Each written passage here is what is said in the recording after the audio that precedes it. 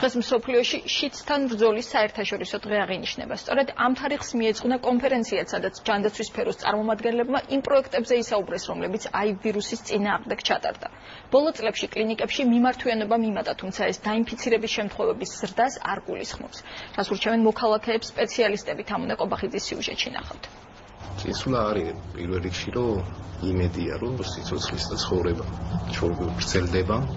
აივ ვირუსით რომ დაინფიცირდა 35 წლის დათომ 4 წლის წინ შეიტყო. დიაგნოზის მოსმენა მძიმე აღმოჩნდა, თუმცა მკურნალობა მალევე დაიწყო და ახლა ცხოვრებას იმედის თვალით უყურებს. დათო სხვა ინფიცირებულებსაც მიმართავს და ამბობს, რომ შიდსთან ბრძოლა შესაძლებელია. ძალიან დიდი შოკი მიიღია, ასე რომ ვთქვათ.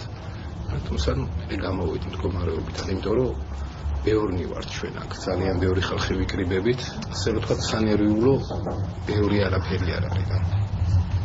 თავარია მკურნალობა, წამლების მიღება ყოველდღიურად. დროულ ტესტირებას ურჩევენ მოქალაქეებს სპეციალისტები. აცხადებენ, რომ ეს ვირუსის გავრცელების დონეს მნიშვნელოვნად შეამცირებს. შიდსის ცენტრის დირექტორი ამბობს, რომ საქართველო ამერიკის შეერთებული შტატების შემდეგ მეორე ქვეყანაა, სადაც პაციენტი მკურნალობას დიაგნოზის დასმისთანავე იწყებს. ყველას დიაგნოზი დაესმება თუ არა, მას იმ წუთში არაფერი რომ არ აწუხებს და ჯანმრთელადაც იყოს, მაინც ეწყება მკურნალობა. ეს არის ბოლო სიტყვა. ისინაში რომელსაც აქვს ორი დანიშნულება. ერთი, ასეთი პაციენტი იცოცხლებს დიდხანს, ძალიან დიდხანს სამწუხაროდ ვერ განკურნება, მაგრამ მისი ცხოვრება შეზღუდული არ იქნება და მეორე, ასეთი პაციენტი აღარ არის ინფექციის გადაცემის წყარო. ადამიანს შეუძლია მკურნალობის ფონზე სრულფასოვანი ცხოვრებით იცხოვროს, მასში ასე ქვია, შეიძლება შეხვდეს ვინმე, რომ ვირუსის დონე, იმუნსუპრესია, ასე ვთქვათ, არის მინიმალური. პრაქტიკულად მკურნალობის ფონზე ადამიანს შეიძლება გადამდებიც კი აღარ იყოს. დღეს საქართველოში შიდსის მკურნალობას სახელმწიფო ნაწილობრივ აფინანსებს. მხოლოდ პირველადი მედიკამენტების ხარჯებს ფარავს.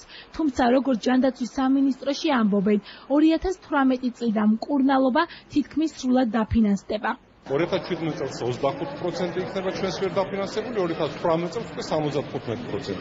ეს ნიშნავს იმას, რომ სახელმწიფომ თავზე აიღო ყველა ის ღონისძიება, რომელსაც დღეს აფინანსებს გლობალური ფონდი. 2016 წლის 11 თვის მონაცემებით კლინიკაში 6065 ინფიცირებული დარეგისტრირდა. პაციენტთა უმრავლესობა 29-დან 40 წლამდე ასაკობრივ ჯგუფს მიეკუთვნება. შიდსი 3399 მოქალაქეს განუვითარდა. აქედან 1201 პაციენტი გარდაიცვალა.